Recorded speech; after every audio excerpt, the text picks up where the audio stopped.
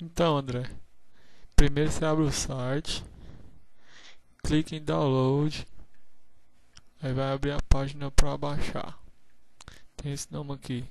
Para fazer o download, cadastre o seu celular. Beleza. Você passa aqui, sempre vai pedir para cadastrar antes do celular.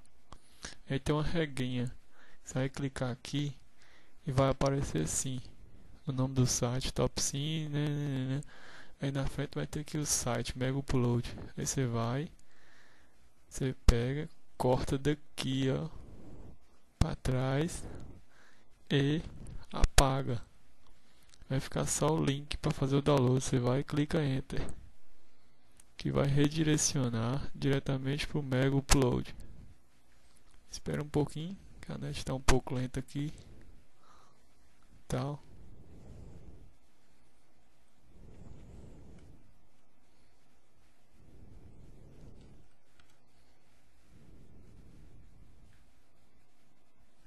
Beleza.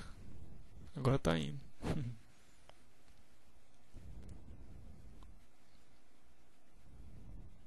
A net aqui é movida a lenha.